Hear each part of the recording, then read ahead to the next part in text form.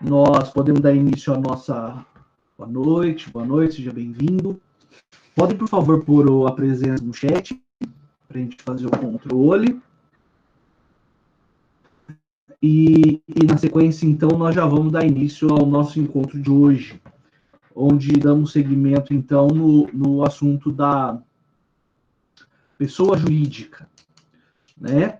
Nós encerramos o último encontro explicando, não é, a ideia da personalidade jurídica da pessoa jurídica. E, salvo engano, nós terminamos dizendo que a pessoa jurídica, numa analogia, ela nasce do contrato, do ato constitutivo, né? E ganha personalidade com o registro desse documento no órgão competente. Hoje, portanto, nós veremos todos esses detalhes e também estudaremos associações. Então, hoje o nosso encontro é, em certa medida, aí, bem carregado, tá?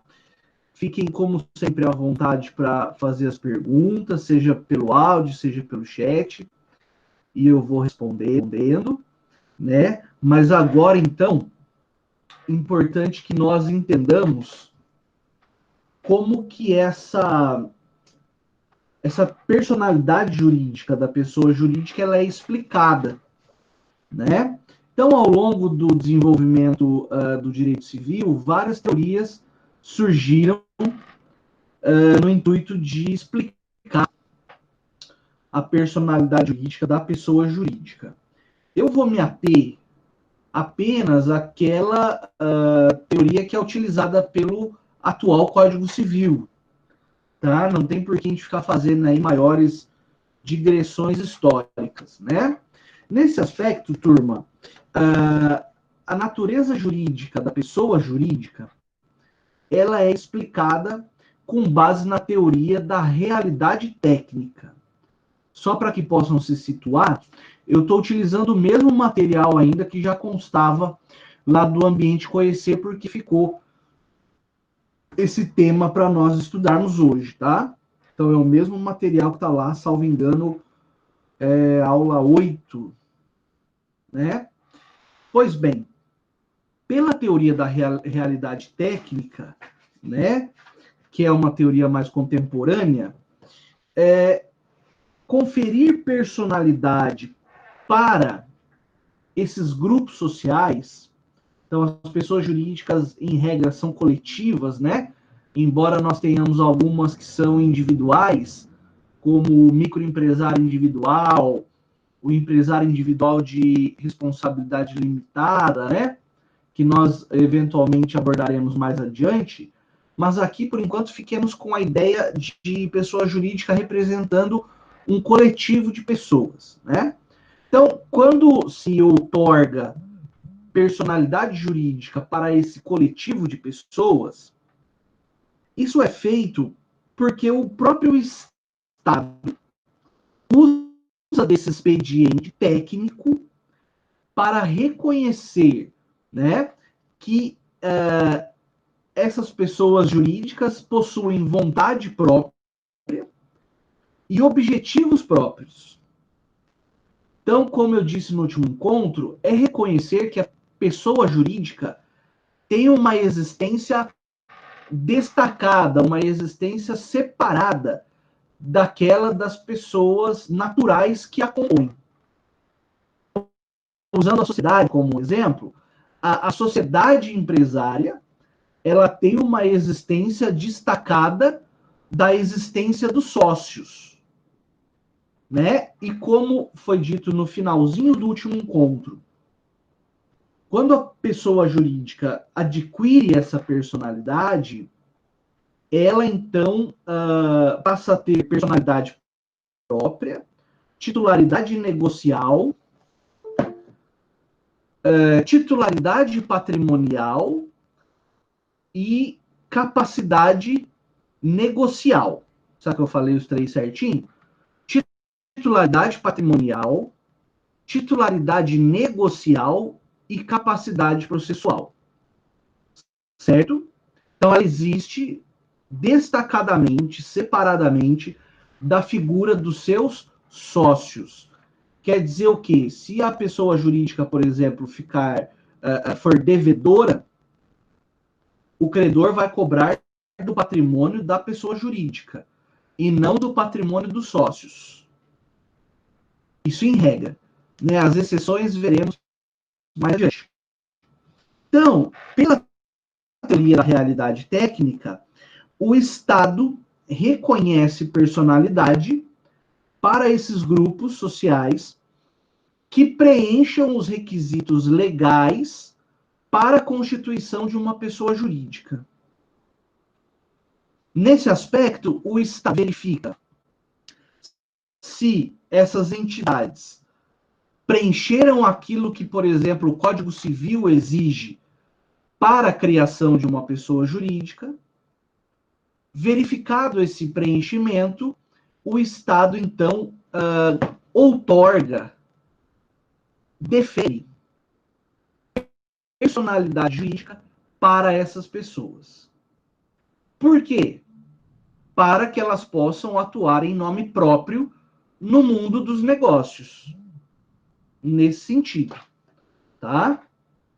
Só licença um instantinho. Tá.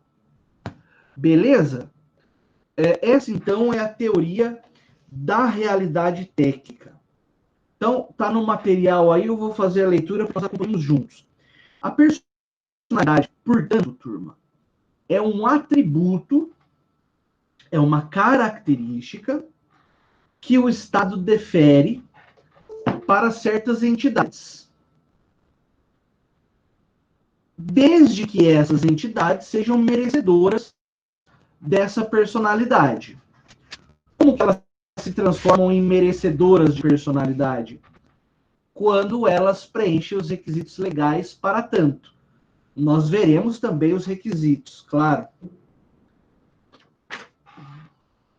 Essa é a teoria que está no direito brasileiro, lá no artigo 45 do Código Civil.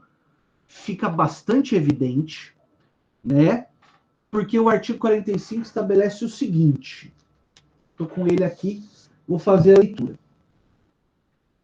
Começa a existência legal das pessoas jurídicas de direito privado com a inscrição do ato constitutivo no respectivo registro, precedida, quando necessário, de autorização ou aprovação do Poder Executivo, averbando-se no registro todas as alterações por que passar o ato constitutivo. Bom, o que nós podemos extrair desse dispositivo, que interessa para nós, é o seguinte, que, e vou repetir essa frase, né? Não ligue se eu ficar repetindo às vezes, que é para a gente ir absorvendo.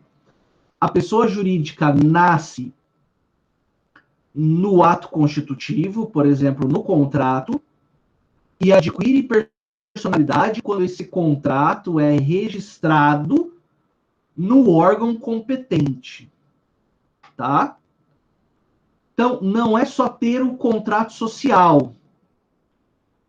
Lembra do último encontro que eu dei o exemplo que nós juntos formaríamos uma sociedade para produzir e vender dados.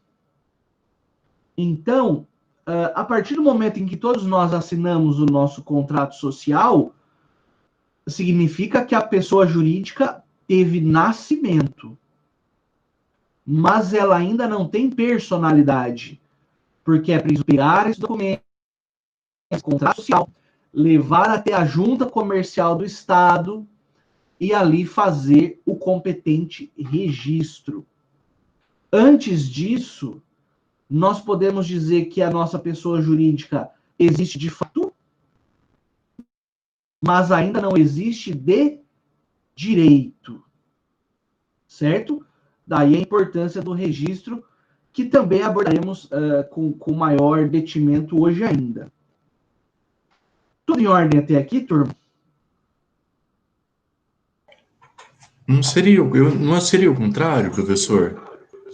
Tipo, existe de direito, mas não existe de fato? Não, porque se você olhar o artigo 45, ele estabelece assim, ó, começa a existência legal da pessoa jurídica. Então eu tenho. Pois não, pois não. Não, tô escutando.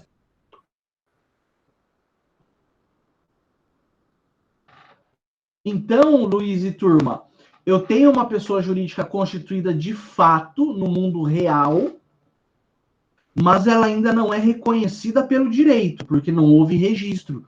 É dizer que o Estado ainda não conhece, não sabe que essa pessoa jurídica está em processo de criação, né?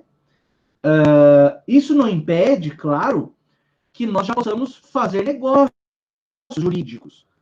Por exemplo, nós podemos, mesmo sem o registro, comprar mão de obra, vender o nosso produto, mas essa é uma sociedade classificada pelo direito empresarial como uma sociedade irregular. O que pode acontecer quando a sociedade é irregular? E daí a importância do registro e da personalidade.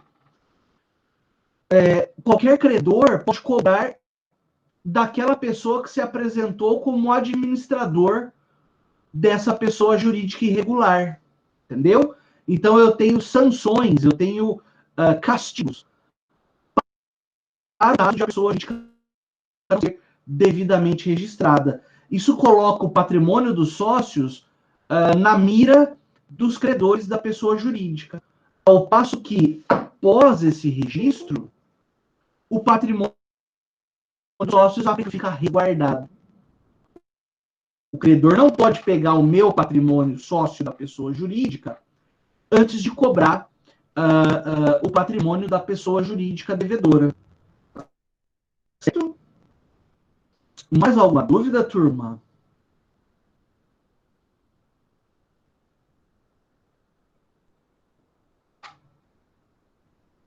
Tem alguém aí? Beleza.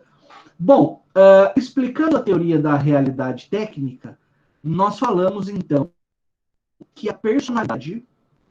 Obrigado, pessoal. Tem um delayzinho, né? Eu sei. Então, falando da teoria da realidade técnica, já pode marcar a presença, Carla, fica à vontade. Nós assentamos, aprendemos, compreendemos que a personalidade da pessoa jurídica é um atributo conferido pelo Estado para aquelas entidades que preenchem os requisitos legais para a sua existência jurídica. Tanto faz quanto jurídica. Só que, então, agora, como complemento, nós vamos estudar quais requisitos são esses, né? Também está aí no material, eu fiz um quadradinho bem bonitinho. Né? Então, vai lá, ó, requisitos para a formação da pessoa jurídica. Esse é o ponto que nós estamos estudando. São basicamente 3 requisitos, né? O requisito inicial, quando nós tratamos de coletividade de pessoas, é efetivamente essa pluralidade de pessoas. Um outro requisito, além da pluralidade, eu já vou lá, só vou repassar os requisitos, eu já vou para a dúvida. Então, a pluralidade de pessoas e, além disso, não é? Essa pessoa jurídica tem que ter uma finalidade específica. No caso de uma fundação, por exemplo, uma fundação de assistência à saúde, uma fundação de natureza cultural, uma associação recreativa, uma sociedade empresária. São essas finalidades. Então, a pluralidade de pessoas e uma finalidade que estarão no ato constitutivo, estarão no documento, né? Esses são requisitos materiais. Para além disso, eu tenho os requisitos formais, que são a observância das condições legais e a licitude do objeto. Então, para resumir, para a gente poder olhar um por um, eu preciso inicialmente de pluralidade de pessoas que querem se unir para uma finalidade específica. Lembra? Um objetivo que sozinhas não alcançariam, mas em conjunto, sim. Isso nós chamamos de vontade humana criadora. Está aí no quadrinho como a primeira flechinha. Na segunda, vamos lá, eu já vou responder as perguntinhas. Na segunda, nós temos a observância das formalidades legais, que são os requisitos formais, né? A elaboração do ato constitutivo e o registro do ato constitutivo. E o terceiro requisito é a licitude do objeto. Vamos, então, fazer uma para as respostas, para as perguntas.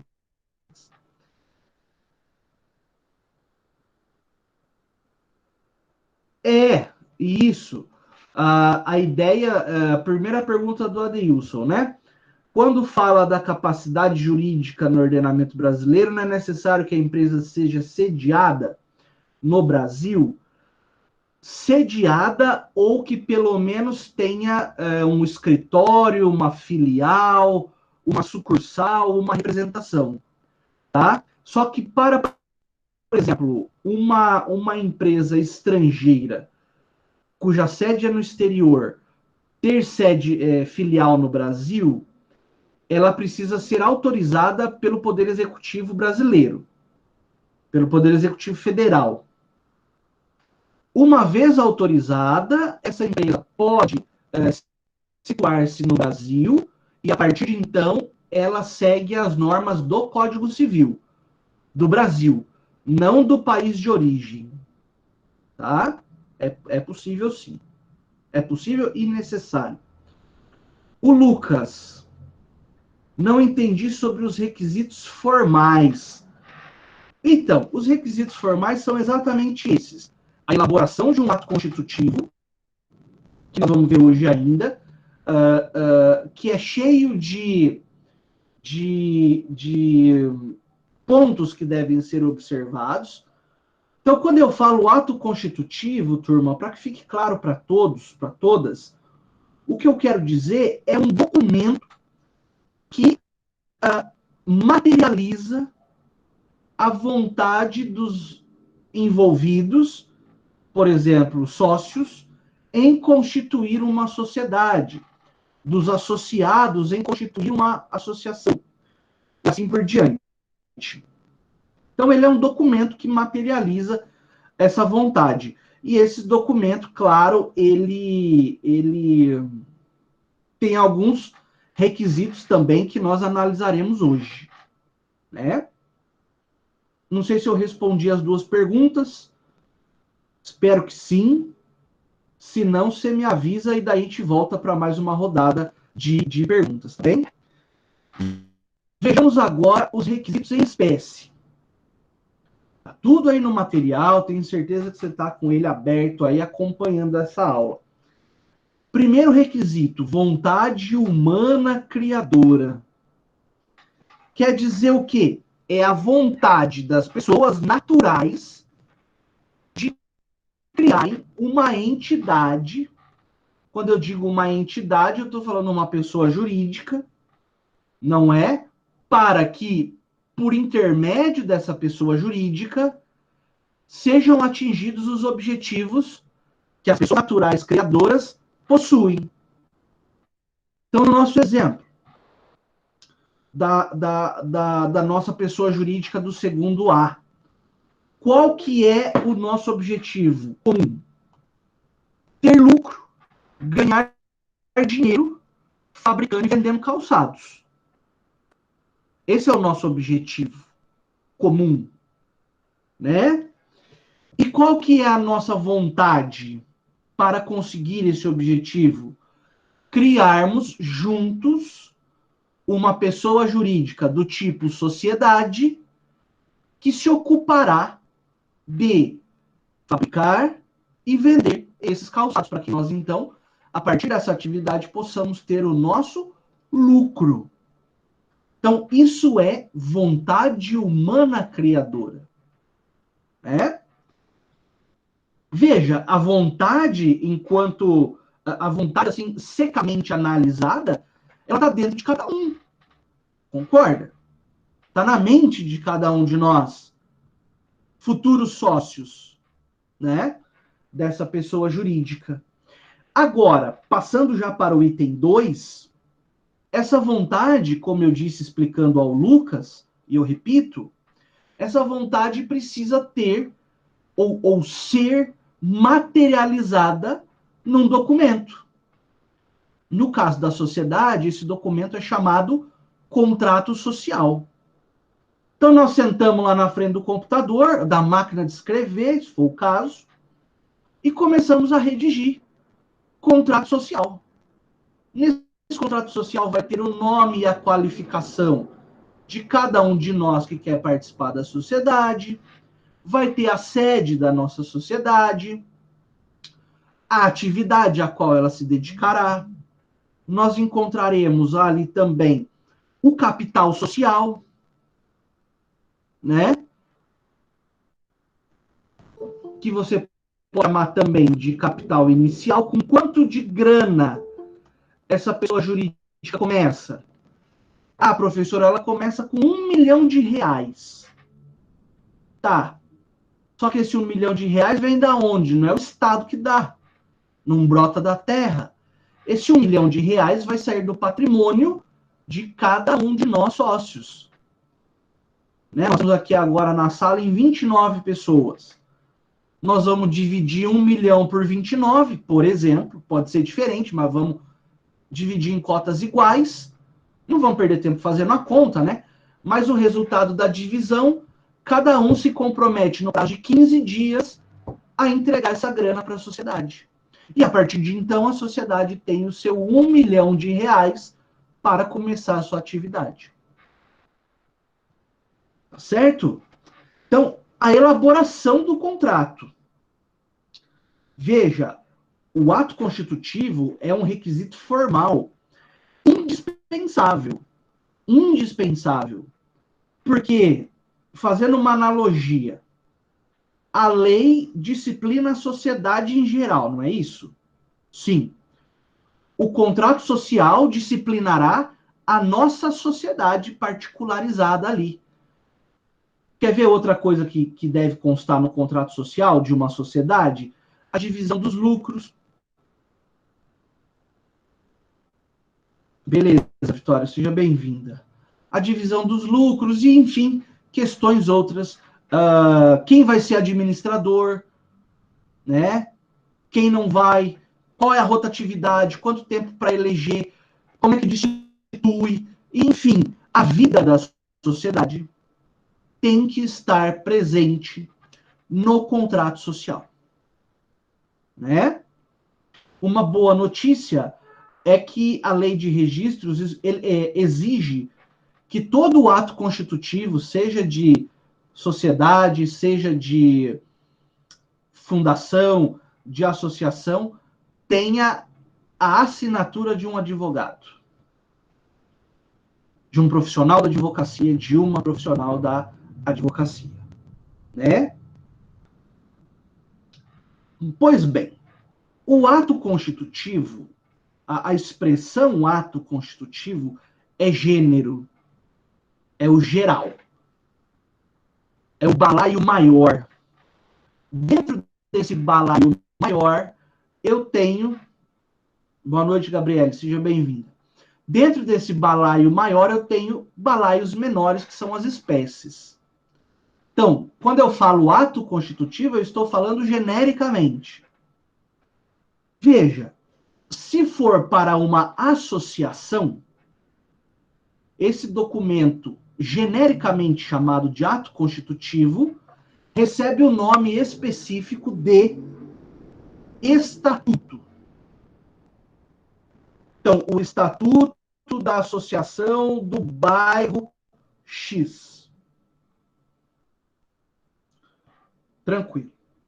Como eu disse, se for uma sociedade, esse ato constitutivo recebe o nome de contrato social. E, se for referente a uma fundação, que nós estudaremos no próximo encontro, aí se chamará de escritura pública ou testamento.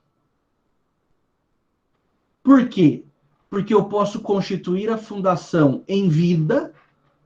Então, exemplo, né? Você vê aí vários esportistas, né? Que estão aí com a conta bancária bem cheia, eles separam um pouco desse patrimônio, dessa grana, e criam uma fundação, estando vivos. Não há problema nenhum nisso.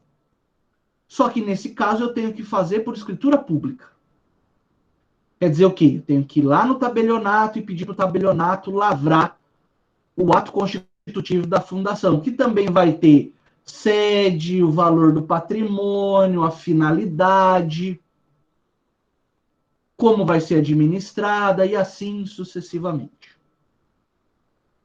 Agora, também é possível que o indivíduo deixe em testamento uma parte do seu patrimônio, dizendo: esses 25% do meu patrimônio devem ser destinados à criação de uma fundação para assistência social, por exemplo.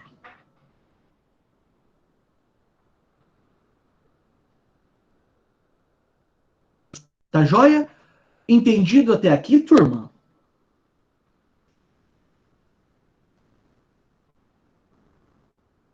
É fácil, na verdade, né? É bem bacana essa matéria. A Tainá Nunes é aluna nova, Tainá? Nova, assim, chegando na turma agora?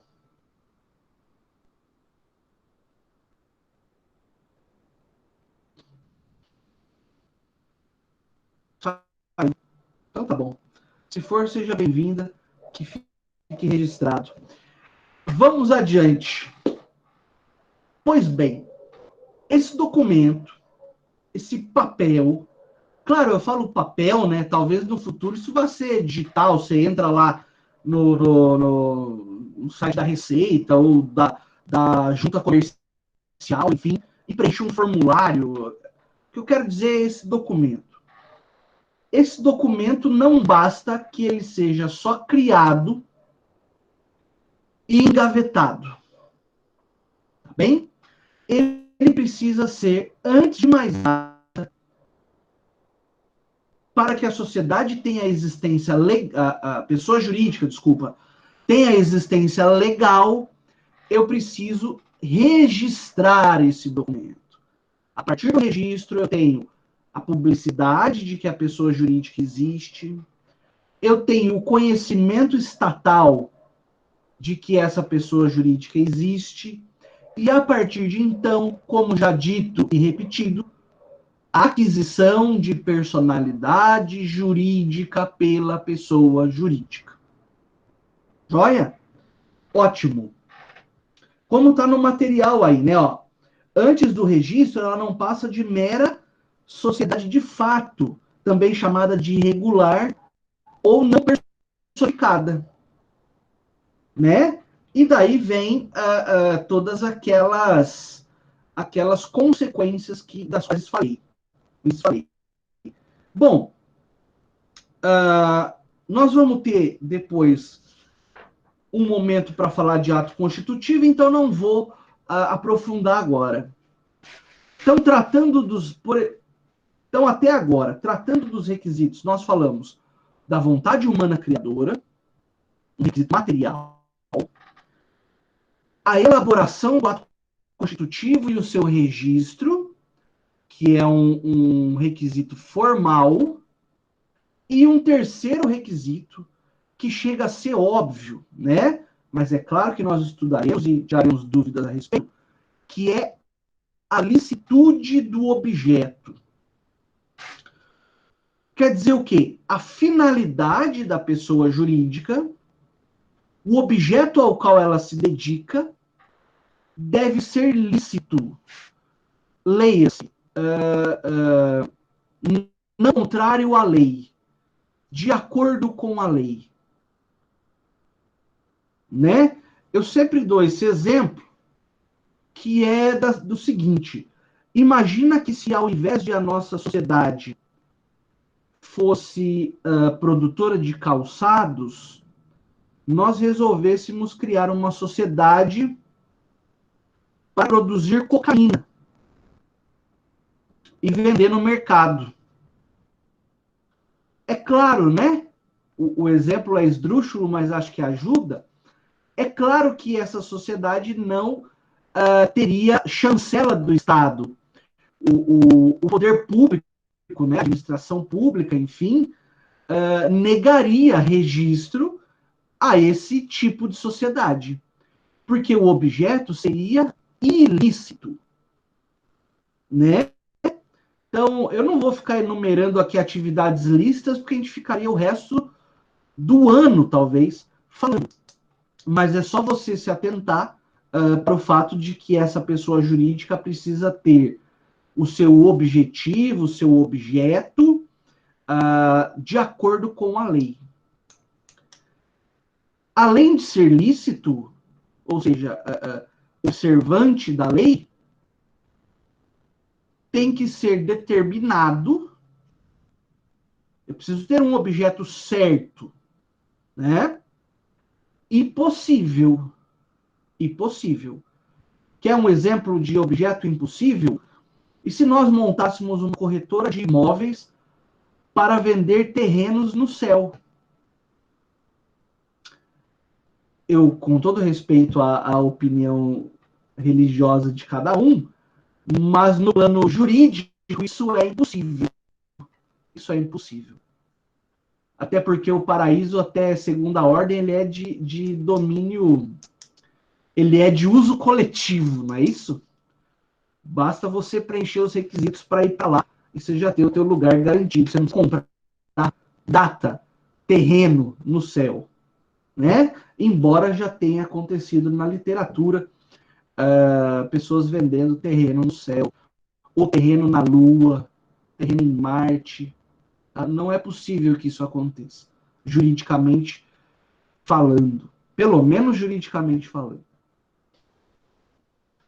Nas fundações, turma, a própria lei estabelece, né, no seu artigo 62, quais objetivos são possíveis. Então, ali é um rol fechado, né? Fechado. Agora, para associações, sociedades, não existe um rol fechado de atividades que possam ser desenvolvidas, mas tão somente a agência da licitude, determinação e possibilidade do objeto. Então, eu repito, da licitude, determinação e objeto. Desculpa.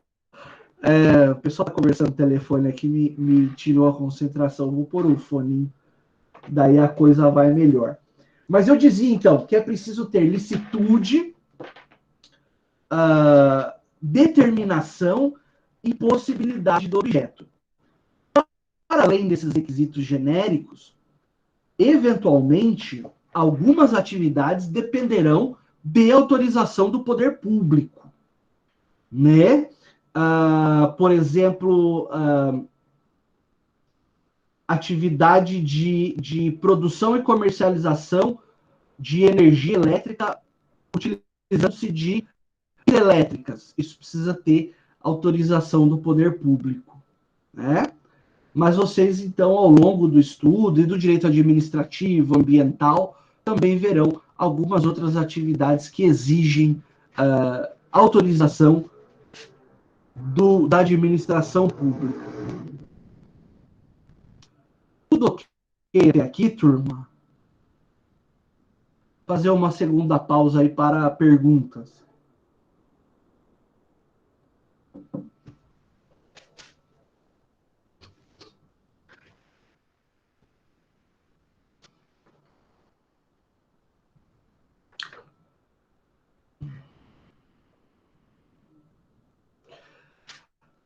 Sim, o cunho social, no sentido de vincular pessoas, é atingido desde logo. Agora, a função social Não sei se é nesse sentido. Então, vamos lá. A do Adeilson primeiro. Então, o cunho social, no sentido de vincular pessoas em torno desse objeto, é adquirido desde logo. Agora, a função social da pessoa jurídica, que é um princípio previsto na Constituição, que quer dizer o seguinte: toda pessoa jurídica, para ter a outorga dessa personalidade, para o exercício dessa personalidade, deve fazê-lo no interesse da sociedade como um todo, da coletividade de pessoas que compõem a sociedade brasileira. E daí você pode, inclusive, falar também de função socioambiental, né? Então, professor, como que eu sei que uma pessoa jurídica cumpre a sua função social? Ela não viola valores que são caros para a sociedade. Por exemplo, várias indústrias foram obrigadas a colocar filtros nas chaminés para reduzir a emissão de poluentes. Isso por lei, inclusive. Aquela pessoa jurídica que não fez isso, aquela indústria, ela descumpriu sua função social e socioambiental. Certo? Então, eu só vou conseguir aferir o cumprimento da função social com o funcionamento dela. Claro que algumas de antemão você olha e fala, não, isso é impossível. Por exemplo, a sociedade para vender droga viola completamente, né, a função social de uma pessoa jurídica. Certo? Isso não necessariamente depende do registro, mas sim do desenvolvimento da atividade. Tá? Daí uma outra pergunta, nem todas as fundações dependem do poder público? Exatamente. Eu tenho fundações de direito privado, que é essa que trataremos nas próximas aulas. Essas não dependem do poder público. Agora, eu tenho fundações públicas que, por exemplo, são atreladas ao Estado, à União, ao município, e essas têm regime jurídico de direito público. Elas têm uma alma, por assim dizer, diferente da alma da pessoa jurídica de direito privado. Certo? Tem uma essência diversa. Não sei se eu os respondi.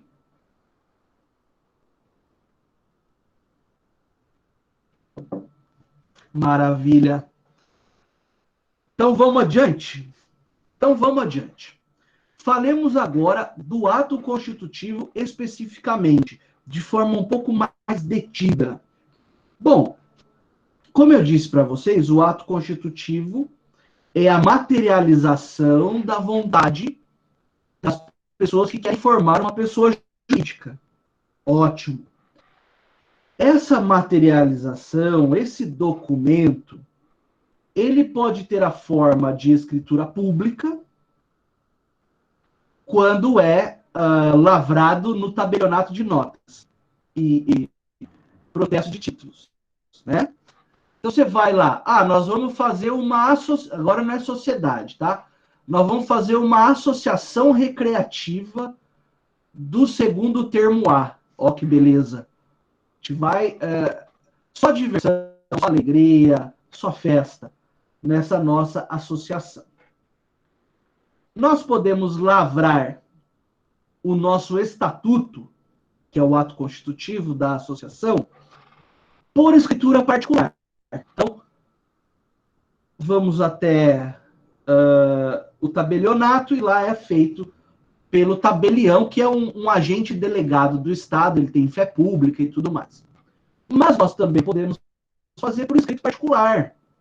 Né? O professor fala, não, deixa que eu elaboro aqui uma minuta desse estatuto e a gente vê junto o que ficou bom, o que não ficou, o que precisa consertar, o que não precisa. Chegado a um texto final, nós levamos a registro. Professor, quer dizer que quando é feito por escritura pública, dispensa o registro? Não, não. O registro é indispensável para que haja personalidade jurídica.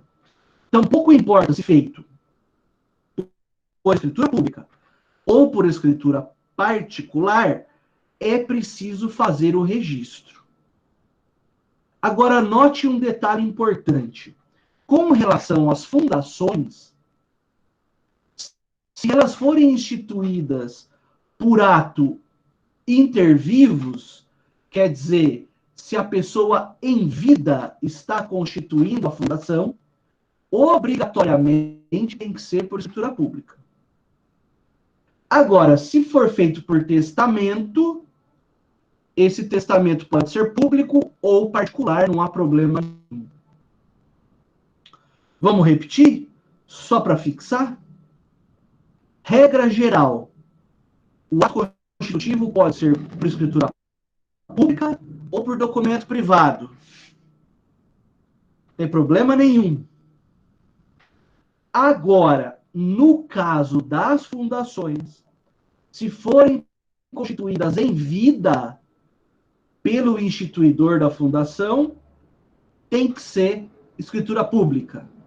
Se for feito por testamento, esse testamento pode ser público ou particular, sem maiores problemas. Legal até aqui? Bom, esse ato constitutivo, como já dito e repetido, peço desculpa, até estou me fazendo muito repetitivo, esse ato constitutivo deve ser levado a registro. Aí você fala, professor, você já disse para mim hoje que se for uma sociedade empresária, eu tenho que registrar na Junta Comercial do Estado. Salvo o melhor juízo, no estado de São Paulo chama JUSESP, né? E no estado do Paraná acho que é JUSEPAR. Tem essas abreviaturas. E eu vou te dizer, é verdade, foi exatamente isso que eu disse. Se for sociedade empresária, deve se registrar na Junta Comercial do Estado. Ponto. Professor, mas e as fundações e as associações? Onde que eu registro isso? Porque eu parto do pressuposto que a junta comercial é só para sociedades empresárias. Não fosse assim, ela nem chamaria junta comercial, concorda? Então, recapitulando. Sociedades empresárias devem ter seus atos constitutivos, que nós chamamos de contrato social, não é verdade? Registrados na Junta Comercial do Estado. Ponto. E no caso das fundações e associações? Aí eu vou registrar no cartório de registro civil das pessoas jurídicas. Ora, eu não tenho cartório de registro civil das pessoas naturais, onde eu registro nascimentos, óbitos, casamentos, divórcios e afins? Tem, claro, pessoas de carne e osso. Nesse sentido, também existe um cartório de registro civil das pessoas jurídicas, onde eu levarei, por exemplo, o estatuto de uma associação para que ele seja registrado. E a partir desse registro, a pessoa jurídica tem a sua personalidade jurídica conferida. Ficou claro isso, turma?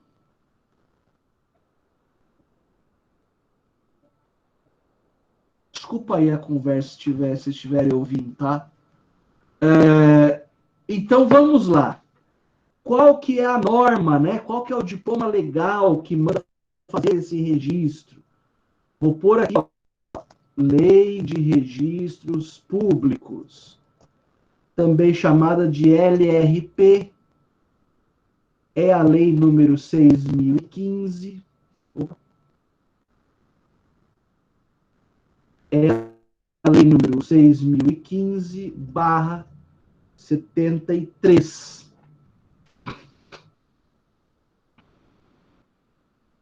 Lá nos artigos 114 seguintes, além de ter também regramento no Código Civil, artigo 1150, e seguintes, tá? Então tá aí os dispositivos, os diplomas legais que tratam dessa circunstância do registro. Uma única observação que eu acho importante é com relação à Ordem dos Advogados do Brasil. Se no futuro breve, vários de nós seguiremos a carreira advocatícia e, eventualmente, formaremos sociedades de advogados. Pessoal, essas sociedades de advogados, elas não são registradas nem na junta comercial e nem no cartório de registro civil das pessoas jurídicas. A sociedade de advogados, ela é registrada diretamente na Ordem dos Advogados do Brasil. Tá bom? Então, a sociedade de advogados é registrada diretamente perante a OAB, que é o órgão de classe, né? Advogado pode ser despachante ou tem que ser separado, Adeilson. Infelizmente é muito comum, até porque é difícil de fiscalizar, mas você vê advogado e contador, advogado e despachante, advogado e, enfim, né, outras atividades. Na verdade, isso é proibido pelo Estatuto da Ordem, pelo Código de Ética e Disciplina da Ordem, porque isso resulta em captação ilícita de clientela. Tá? O mercado dos advogados ele tem que ser o mais igualitário possível. Joia? Só para quebrar o gelo. Na verdade, o advogado não pode nem fazer propaganda. Né? Não é que nem lá nos Estados Unidos, que você vê outdoor de escritório de advocacia. Né? O escritório de advocacia ele não pode ter nome fantasia, não pode ter denominação. Certo? O Saul tem na literatura, né, caso assim, por exemplo, do advogado que queria registrar a sociedade de advogados como o escritório de advocacia ia chamar o vencedor. Isso não existe no direito brasileiro, isso não pode. Né? E o que mais me dói é que o cara já é formado na OAB e não sabia disso. Quer dizer, ele não estudou as normas da própria profissão. Né? Não pode fazer propaganda. Né? Por exemplo, eu já vi, isso eu vi, com esses olhinhos, né, que nem o cara da escolinha da Zorra Total falava, com esses olhinhos aqui, eu vi no vidro de trás do carro propaganda de advogado. E depois eu fiquei sabendo que essa pessoa foi representada perante a ordem e foi obrigada a tirar a propaganda. Então, a questão de ir na rádio tirar dúvidas não me parece que seja algo ilícito, desde que haja alguma rotatividade, né? Especialmente cidade pequena, porque isso pode gerar, então, um benefício comercial indevido para aquele advogado. Tá? Mas só para a gente só quebrar o gelo, né? Para a gente não ficar aprofundando, porque eu não sou professor de ética e estatuto da OAB, né? Ué, como que a pessoa toma conhecimento? É só você andar numa avenida que você vai encontrar no mínimo uma dúzia de escritórios. Né? Não sei se eu te respondi, Lucas, tem um monte. Né? Mas você nunca vai ver, pelo menos do jeito que o direito está colocado hoje, você não vai ver numa revista famosa, por exemplo, lá uma página de propaganda do escritório fulano. Porque é vedado. Porque senão isso gera uma plutocracia, entendeu? Quem tem mais grana faz mais propaganda e capta mais cliente. Quem não tem grana, especialmente quem está começando, que é mais difícil o início, faz como? É mais pelo reconhecimento. A propaganda é mais no boca a boca mesmo, pelos bons resultados que você obtém.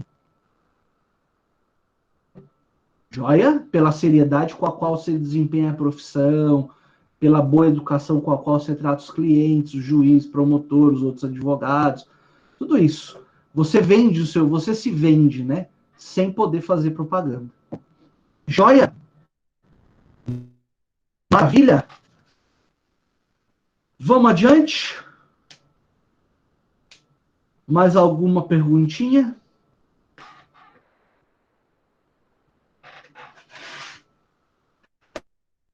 Voa, o tempo voa, 8h10 já.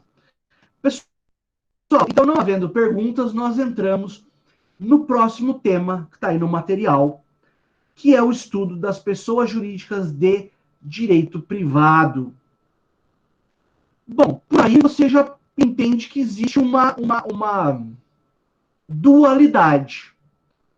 Eu tenho pessoas jurídicas de direito privado e tenho pessoas jurídicas de direito público, que abordaremos em outra oportunidade e de forma muito resumida, porque o estudo dessas pessoas jurídicas de direito público se dá na área constitucional e na área administrativa e também no direito tributário, né? Mas só para que lembrem, porque já foi dito isso no último encontro.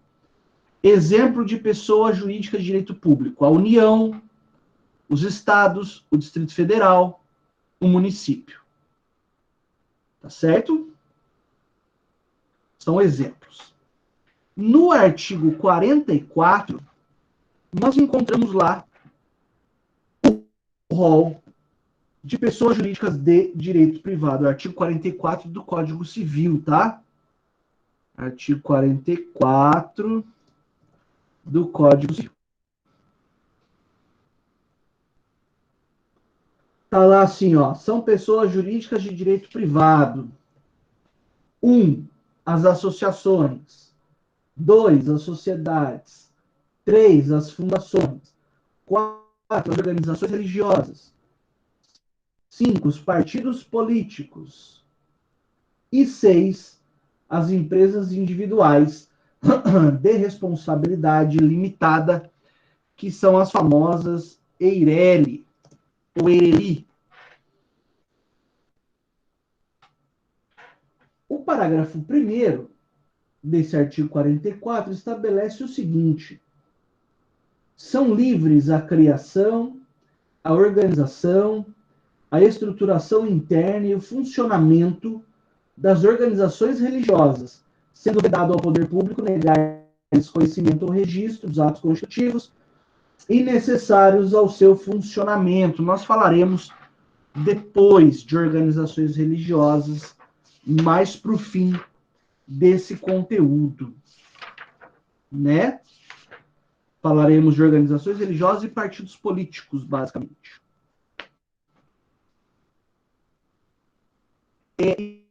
Isso tudo que eu li está no artigo 44 do Código Civil, nos incisos e no parágrafo 1º. Tá bom? Turma, feita essa pequena leitura de quais são as possíveis pessoas jurídicas previstas no ordenamento, eu convido a turma para juntos agora estudarmos as associações. As associações. Bom, o estudo das associações começa no artigo 53 do Código Civil de 2002. Certo? Então vamos a ele. Constituem-se as associações pela união de pessoas que se organizem para fins não econômicos. Essa é uma primeira diferença marcante, importantíssima, para separar as associações das sociedades, por exemplo. Porque nas associações não há fim econômico. Claro que eu vou explicar isso, né? Mas voltemos ao início do dispositivo, ó. Constituem-se as associações pela união de pessoas. Pessoal, quando o legislador escreveu que as associações são constituídas pela união de pessoas, o legislador se preocupou mais com a figura da pessoa, a pessoa em si mesma considerada, do que o capital que a pessoa pode trazer para a pessoa jurídica. Diferente do que acontece na sociedade. Na sociedade, o que interessa, mais do que a pessoa, é o quanto ela contribui para a formação do capital social. Exemplo. Uma associação de bairro. Então, imagina lá, a associação dos moradores do bairro X. O que interessa é a característica dessas pessoas de serem moradoras do bairro X. Significa dizer que não interessa eventual contribuição financeira que a pessoa possa trazer. Significa dizer que os moradores do bairro Y não serão admitidos como membros da associação dos moradores do bairro X. Concordam? Então, o que interessa é mais a característica pessoal.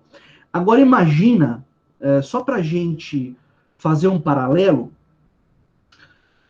essas mesmas pessoas do bairro X vão montar uma sociedade empresária para fornecer algum tipo de alimento.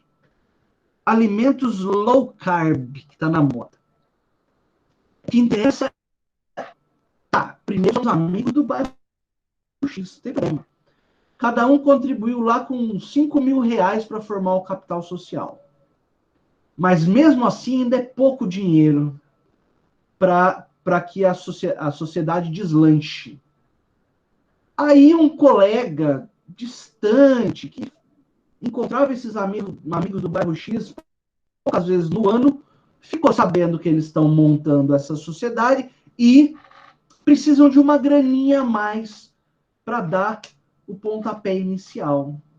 Só que esse amigo mora no bairro Y e ele liga para o pessoal do bairro X e fala: eu tenho uma grana sobrando aqui, eu gostei da proposta e eu quero investir na sociedade, quero me tornar sócio.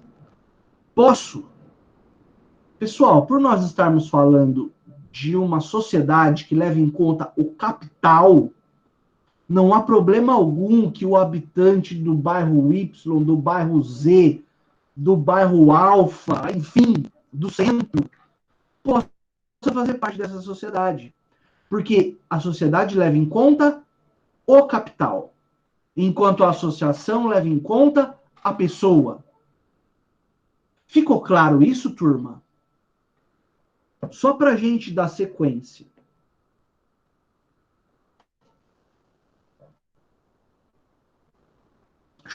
Show! Maravilha! E daí, então, nós falamos que essa sociedade, essa associação que leva em conta o caráter principalmente pessoal, ela é denominada pela doutrina como uma universitas personarum, tá aí no material, né, em latim. Uma universalidade de pessoas, né? Importante lembrar, ainda falando desse aspecto pessoal, que entre os membros da associação não há direitos e nem deveres. Então, um associado não tem direito com relação a outro associado e nem deve nada para o associado. Mas esses direitos e obrigações são exercidos com relação à associação. Certo? Maravilha. Quando diz o dispositivo, o artigo 53, fins não econômicos, a doutrina põe que existe uma pequena falha de redação. Porque Isso pode nos levar ao equívoco de que essa associação, o associado, eu vou responder a perguntinha, o associado pode, e conforme o caso, deve processar a associação. Não existe conflito, porque são pessoas diversas. A pessoa natural do associado processando a pessoa jurídica da associação. Né? Eu vou dar exemplo mais adiante, mas é plenamente possível. Sem problema algum. Da mesma forma que o sócio pode processar a sociedade, né? Sem problema, são pessoas diversas, com existências separadas. Legal. Mas quando então nós dizíamos do fim econômico, isso significa dizer, turma, que existe um equívoco de redação, porque nos leva a crer que a associação nem mexeria com dinheiro, nem colocaria a mão em dinheiro. Ora, nós sabemos que isso não é verdade. Quer ver um outro exemplo bastante corriqueiro no nosso mundo cotidiano? Associação de estudantes, não é? Aposto que vários de vocês fazem parte de associações de estudantes. E não paga lá mensalidade para usar o ônibus, por exemplo? Paga. Sem problema nenhum. Porque como é que eu vou manter uma associação que precisa, por exemplo, ter dependências, dependências que eu digo prédio, né? Um espaço físico, se não houver dinheiro na jogada, né? O que o legislador quis dizer com a inexistência de fins econômicos é no sentido de que não se busca lucro. Melhor, eventual lucro não é dividido entre os associados. Eu também não posso esperar que a associação só funcione no vermelho. Né? Nossa, a associação está sempre devendo. Ah, então tá bom. Não. Ela pode ter lucro, ela pode ter dinheiro em caixa. Mas esse dinheiro, essa sobra financeira, ela não pode ser dividida entre os associados. Quer dizer o quê? Os associados não enriquecerão com a associação. Antes que alguém diga, professor, mas e o sindicato, hein? E sindicato? Aqui nós estamos falando em tese, né? O mundo real tem os seus percalços, né? Veja, não importa ou não prejudica a existência da associação, a sua natureza jurídica como uma entidade sem fins lucrativos, que ela eventualmente tenha lucro, né? Pode ser lá, uma associação recreativa. Na associação recreativa, geralmente tem a lanchonete. E a lanchonete vende lá o pastelzinho de ovo, né? A coxinha, a guaranazinha, a cerveja. Ela está vendendo para o associado. O associado está dando ganho aí. Né? Para além, inclusive, da mensalidade. Concorda? A mensalidade é para você, por exemplo, usar as piscinas, a academia, a sauna. Agora, você quer sentar aqui e tomar uma cerveja, você tem que pagar X reais por cada ampola. Não é isso? E esse dinheirinho, ele forma um caixa. Só que ao final do mês não é depositado na conta de cada associado o valor referente a esse lucro. Joia? Entenderam a ideia? Maravilha.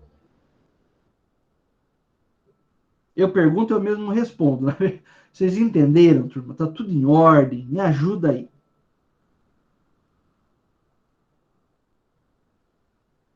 Show. Bom, importante lembrar aqui que o regramento da associação, nós temos do artigo 53 até o 61, ele pode ser aplicado subsidiariamente no que diz respeito às sociedades. Portanto, repito, o regramento das associações pode ser subsidiariamente aplicado para as sociedades. Quer dizer, se eu procuro uma situação aqui no Código Civil que trata das sociedades, está lá na frente, né? É a partir do 981. Então, eu procuro do 981 em diante e não acho uma solução para o caso, eu posso muito bem voltar aqui no 53 até o 61 e procurar e aplicar efetivamente o regramento das associações para as sociedades. Sem problema algum. Tá joia. Bom, sigamos. Falemos agora rapidamente dos requisitos para a elaboração do estatuto. Aí nós estamos diante do artigo 54.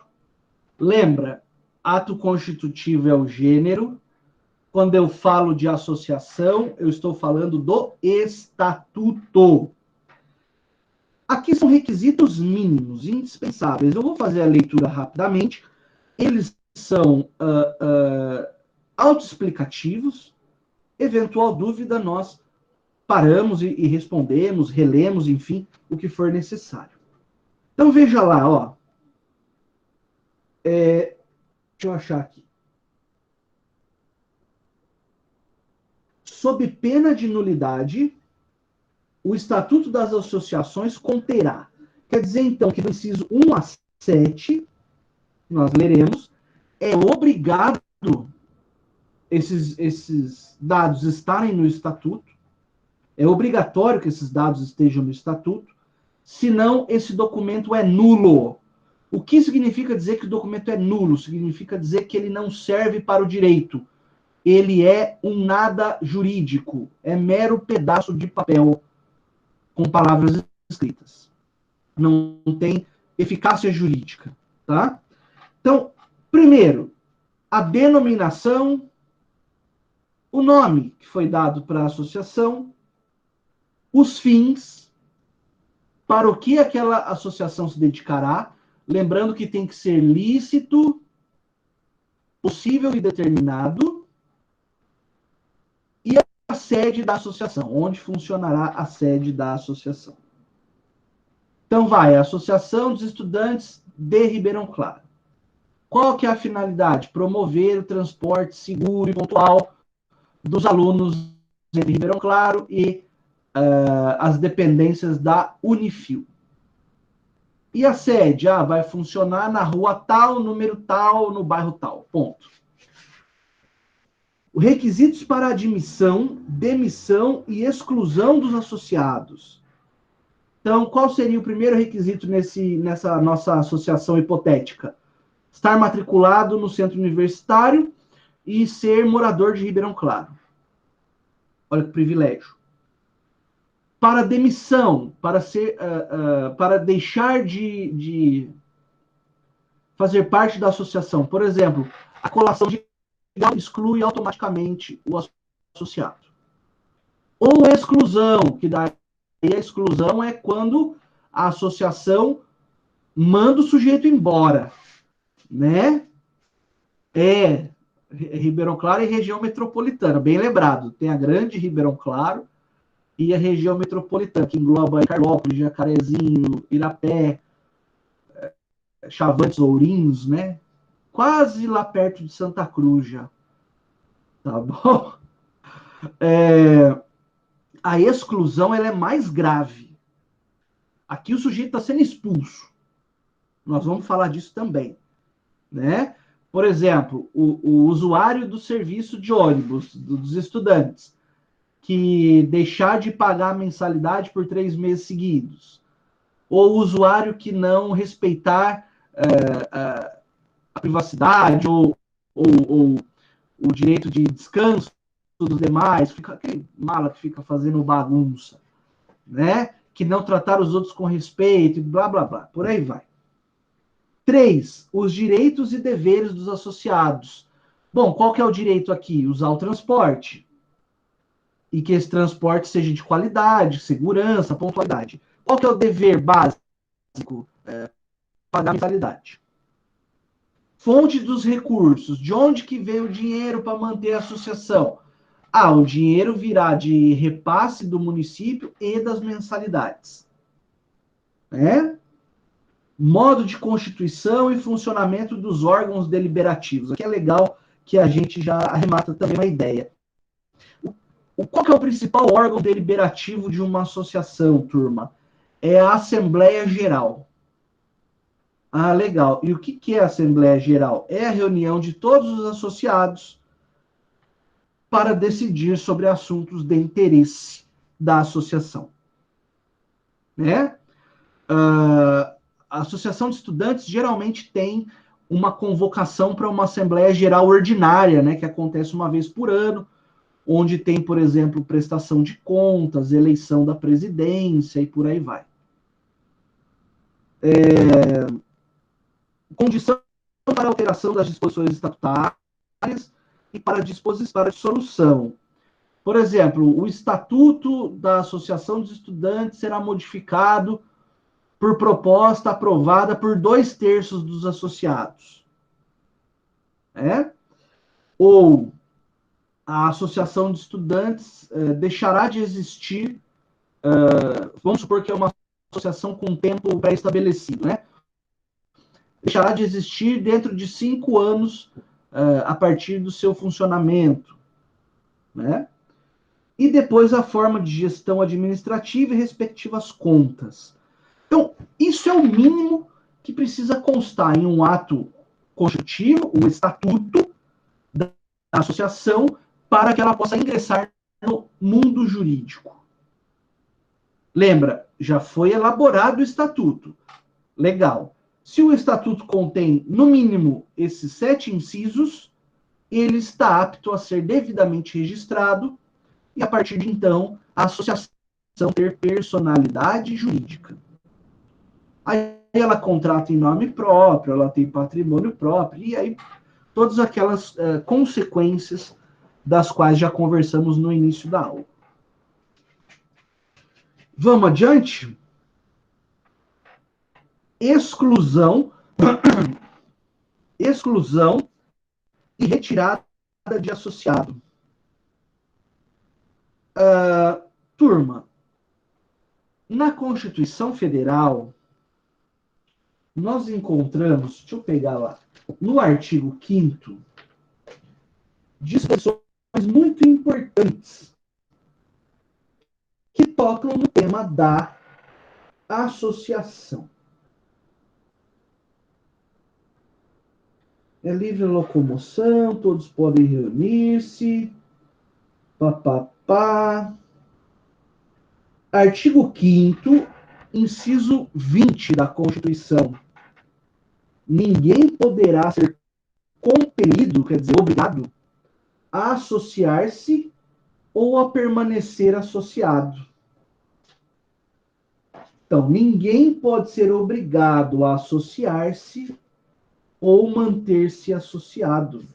Significa dizer, então, que a pessoa natural é livre para fazer parte de uma associação, claro, respeitar os requisitos para admissão e tudo mais, né? Não vou eu querer fazer parte de uma associação cuja minha pessoa não tem nada a ver, né? Mas a Constituição falou que eu posso e eu quero entrar, né? Associação dos Moradores do Bairro Jardins, São Paulo. Vou lá, quer fazer parte, óbvio, né? Que não faria nem sentido, né? Não por causa da grana, é mais por conta da distância geográfica mesmo, daqui até o Jardins, lá em São Paulo. Né? Agora, veja, dentro desses requisitos de admissibilidade, a pessoa não pode ser, uma vez admitida na associação, ela não pode ser obrigada a ali permanecer. Ela tem o direito de sair da associação sempre que quiser, porque ela tem esse direito constitucionalmente protegido no artigo 5º, inciso 20.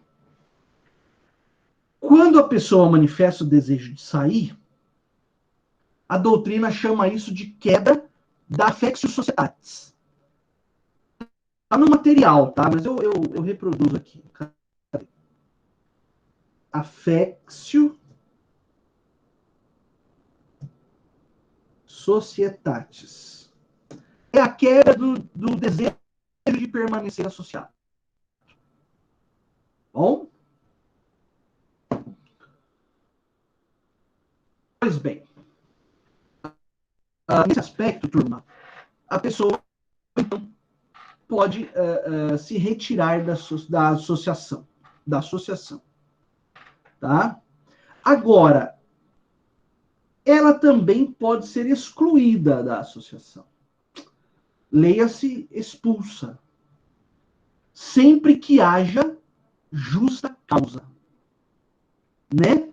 O que é a justa causa? Pessoal, a justa causa é o fato da vida que aconteceu e demonstrou que aquela pessoa já não mais comunga os mesmos interesses da associação. Vou usar o exemplo lá, a Associação de Proteção aos Animais.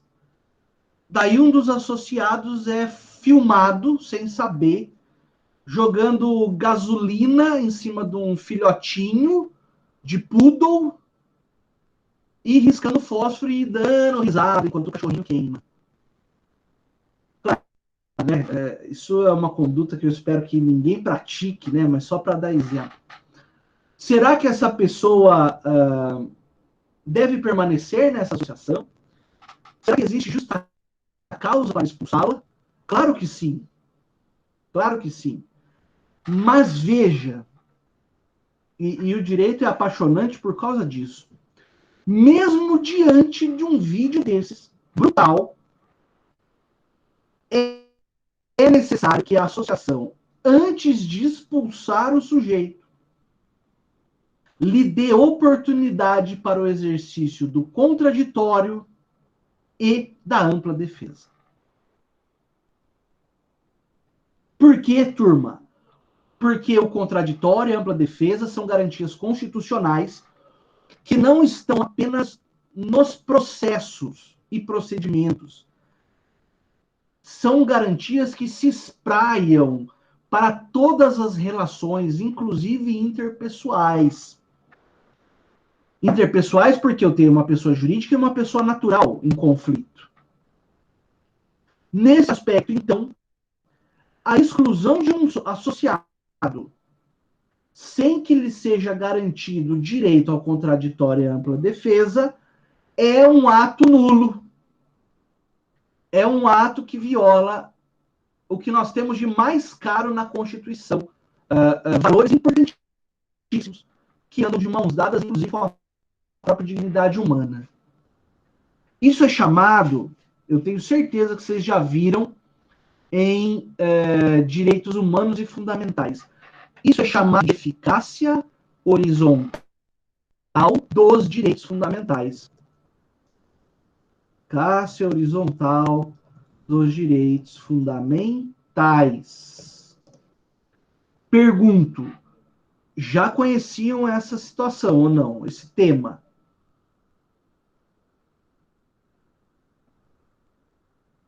Sim, né? Então não vou ficar repetindo. Como nós estamos numa relação horizontalizada, ou seja, uma relação gerida pelo direito privado, não é verticalizada quando tem direito público, nós temos que resguardar os direitos fundamentais, mesmo nessas situações horizontalizadas, regidas pelo direito privado. Isso foi decidido, vocês já devem ter visto casos, mas eu repito. Isso foi decidido pelo Supremo, né?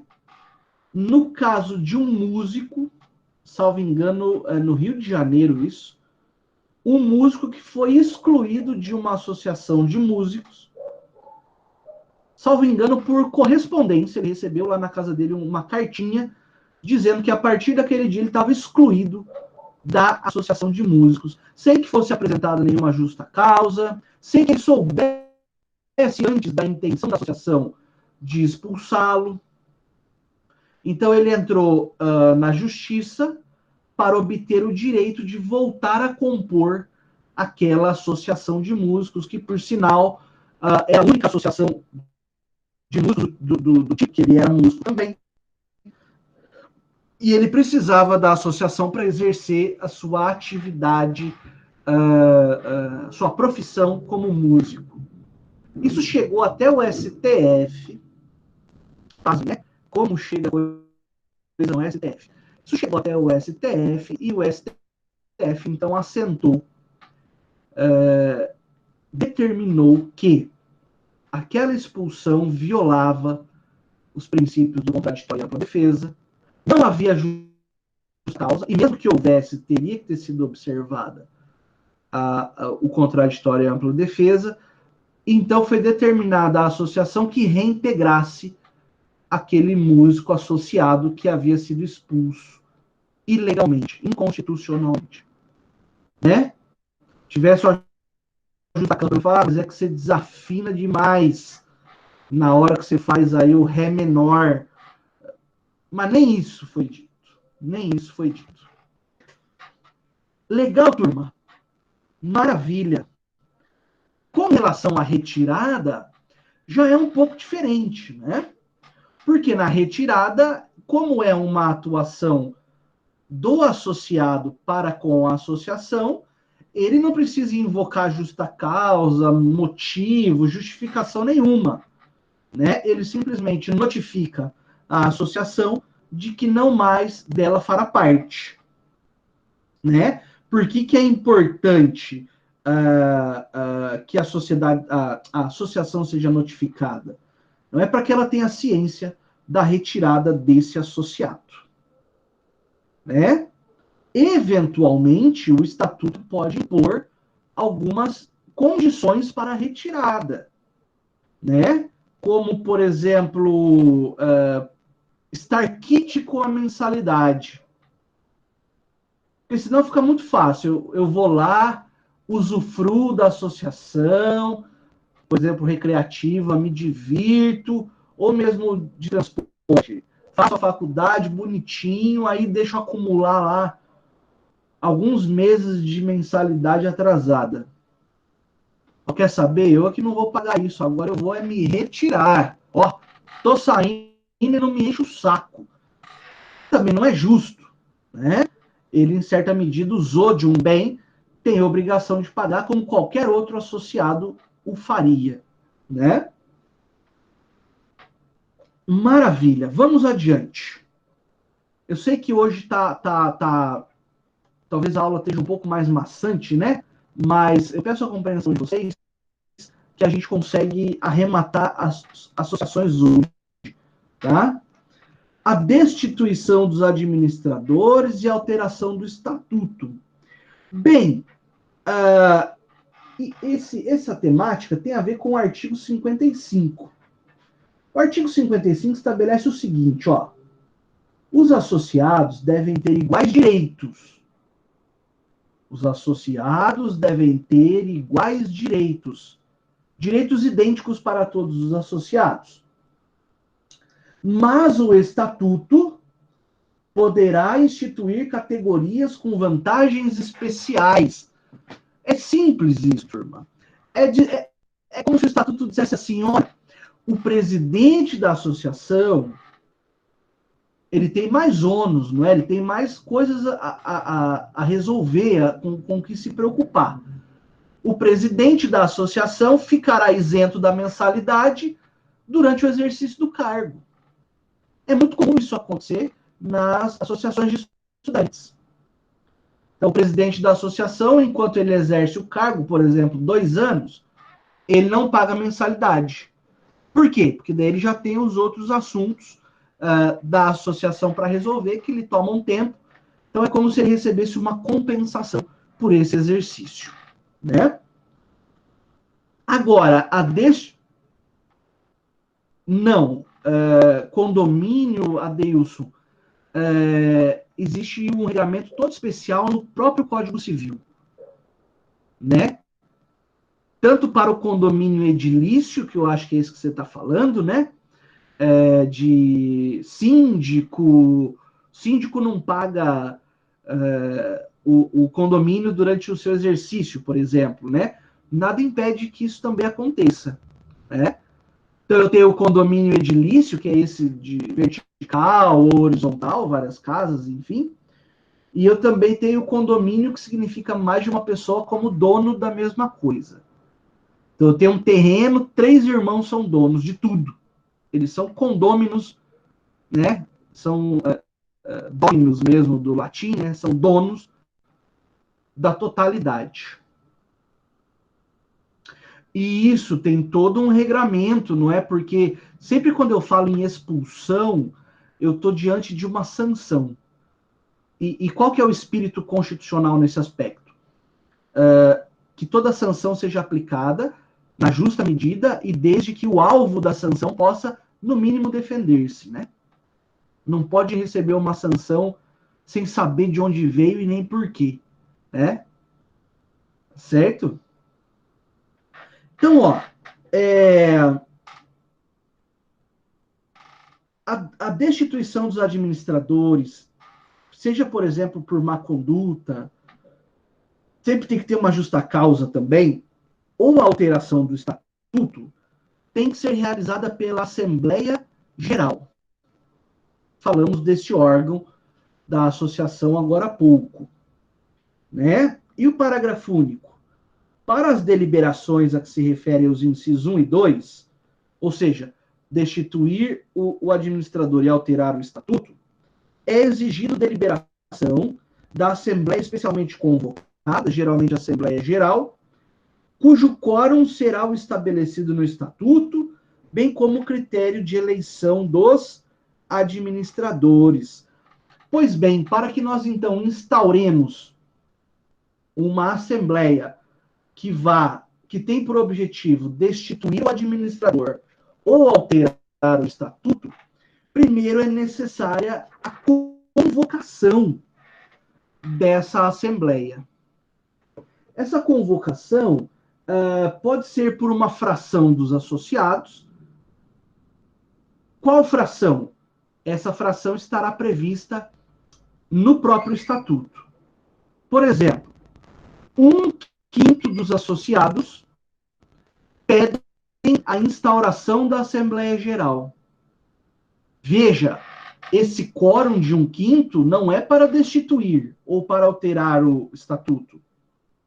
Esse quórum de 1/5 é para dar início aos trabalhos assembleares para discussão e votação da destituição ou da alteração do estatuto. Então, pode ser que o estatuto preveja 1/5, assim, exemplo aleatório, né? 1/5 para a instauração, mas 2/3 para decidir a matéria, né? Então, eu preciso de 1/5 para que se reúna a Assembleia Geral. Dentro da Assembleia Geral, para destituir o administrador, voto de 2/3 dos membros. Tá? Maravilha. O artigo 70, né? Que fala do 1/5. Artigo 60, desculpa. A convocação dos órgãos deliberativos far-se-á na forma do estatuto, garantido a 1/5 dos associados o direito de promovê-la. Esse é a quantidade mínima, né? Para que nós encaminhemos para o nosso final, nós temos aí 12 minutos. Falemos da intransmissibilidade da qualidade de associado. Artigo 56. Olha lá. A qualidade de associado é intransmissível. Essa é a regra. Quer dizer o quê? Que eu, enquanto associado, não posso passar essa condição de associado para terceiro. No entanto, o dispositivo diz: se o estatuto não dispuser o contrário. Quer dizer o quê, então? Que se o estatuto permitir, pode transferir a qualidade de associado. No silêncio do estatuto, é proibido. Né? sujeito é lá associado. Vou dar exemplo de recreação, tá? Tá bem facinho de enxergar. O sujeito é associado de uma associação recreativa. Um clube. O clube de piscina tem lá academia, sauna, campinho de futebol suíço, cancha de areia, o pastelzinho com ovo, que não pode faltar, e tudo mais. Tá, basicamente nós nos tornamos associados desse tipo de associação adquirindo um título, não é verdade? Então você compra o título e passa então a ter o direito, pagando as respectivas mensalidades, claro, de usufruir lá das dependências do clube. Aí passa um tempo, por exemplo, você vai mudar de lugar, de cidade, ou já encheu o saco mesmo de frequentar esse clube. Em tese, você não poderia vender o título. Porque, em regra, a qualidade de associado não se transmite. Mas suponhamos que o estatuto permite essa operação. Então você oferece para um amigo teu, por exemplo, uma amiga sua, que não é associado ainda. Fulano, cicrano, você não quer comprar o meu título? Eu faço um preço bom para você, porque eu estou indo embora e senão vai ficar perdido, aí ninguém vai usar. Ou tranquilo, o sujeito te paga e vocês dois vão até a administração da associação e transmite a qualidade de associado de você para o comprador do título. Claro isso? Fácil, né? Como nós dissemos no início da explicação, como as associações elas se preocupam mais com as características pessoais, não raro é proibido transmitir a qualidade de associado. Mas, em outros casos, quando a característica da pessoa não seja tão importante assim, nada impede que a associação permita a transferência da qualidade de associado. Legal?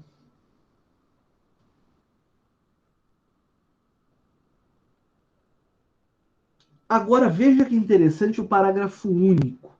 E daí nós estamos encaminhando já para os finalmente. Parágrafo único do artigo 56. Se o associado for titular de cota ou fração ideal do patrimônio da associação, então imagina, por exemplo, o sócio fundador, associado fundador, desculpa. Associados fundadores geralmente são donos do patrimônio da associação, ou têm uma parte desse patrimônio, né?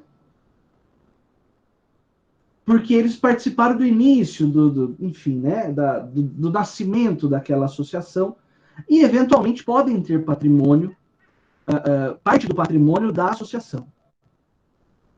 A transferência dessa fração ideal não importará de per si na atribuição da qualidade de associado ao adquirente ou herdeiro, salvo disposição diversa do estatuto. Parece confuso, mas não é. Suponhamos que eu vou sempre me colocar na frente dos exemplos aí, eu tenho lá uma fração ideal de uma associação de bairro aqui, de um dos inúmeros bairros da Grande Ribeirão Claro. Né? Aqui é o bairro Centro. Né? Bairro não é centro, não é bairro, e bairro não é centro.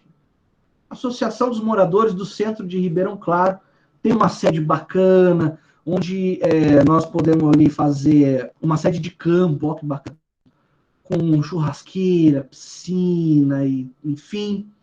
E eu tenho ali 15% do valor desse patrimônio. Certo? Certo.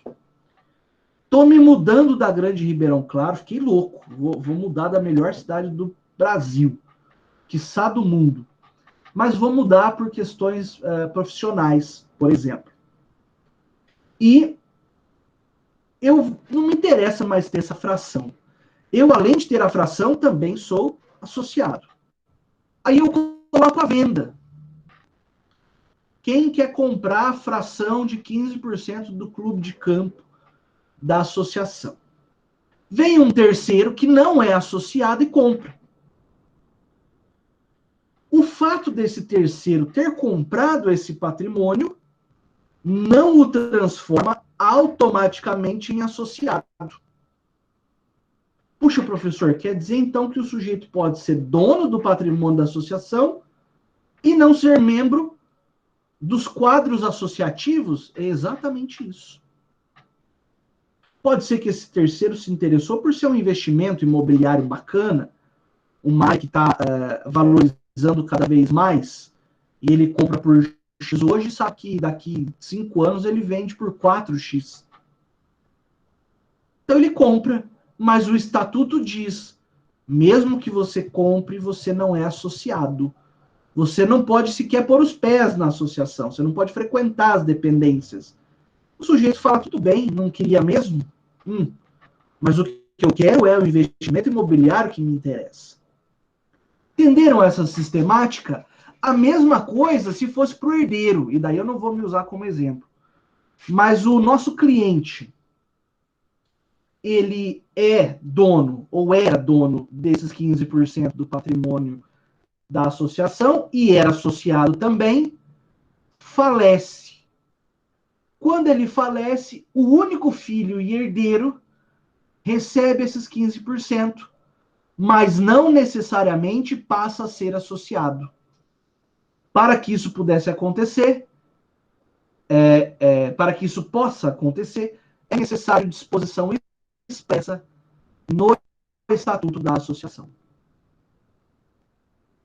Turma, tudo ok com esse artigo 56? Conta para mim, por favor. Beleza? As explicações que eu faço, assim, dificilmente gera dúvida, né? Tão boas que são. Tô brincando, tá? Tô brincando. Pode ser que seja tão ruim também que nem deu para ter dúvida, né? Pessoal, para encerrar, essa associação, ela pode vir a ser... vamos lá.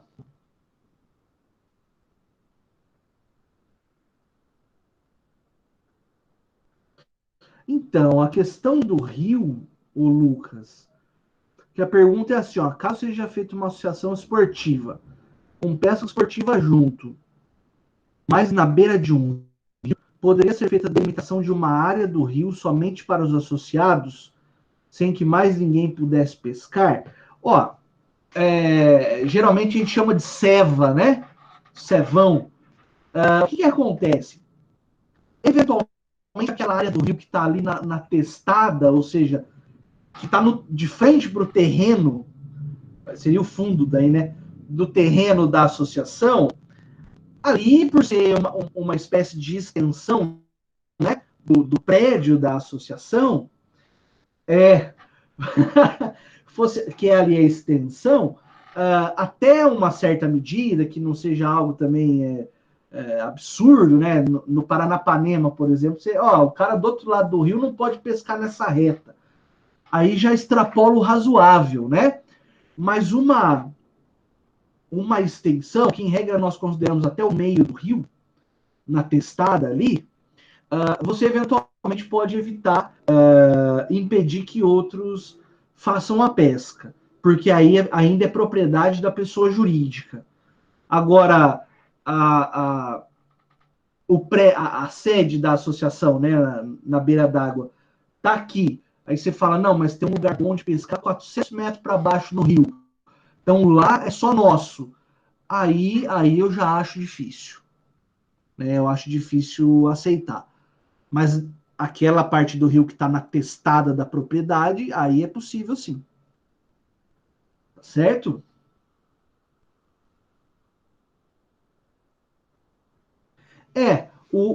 A pergunta seguinte é: os estatutos ou atos constitutivos em si têm prazo de validade determinado por alguma lei? Ou, em regra, caso não esteja contando especificamente, são vitalícios? Na verdade, se não houver prazo de validade no próprio estatuto, ele tende a ser perpétuo, dura até acabar. Agora, se houver prazo de validade no estatuto, que é possível, né, uma associação, por exemplo, a Associação dos Moradores de Brumadinho, onde aconteceu aquela tragédia. Essa associação, ela pode ser prevista para durar até que todos os moradores daquela localidade recebam suas respectivas indenizações. Paga a última indenização, extingue-se a associação. Certo? Lucas, teria que ter uma propriedade nessa área do rio. Uhum. Porque o rio, o mar, enfim, eles são bens de uso comum do povo, né? Eu não consigo delimitar para além da propriedade que está situada ali na beira d'água. Certo? Pessoal, ficou então para a nossa próxima aula só a destinação do patrimônio da associação quando ela seja dissolvida, né? Nós faremos essa leitura no próximo encontro, onde já falaremos sobre fundações. Tá certo? Se tiver dúvida, por favor, pode colocar aí.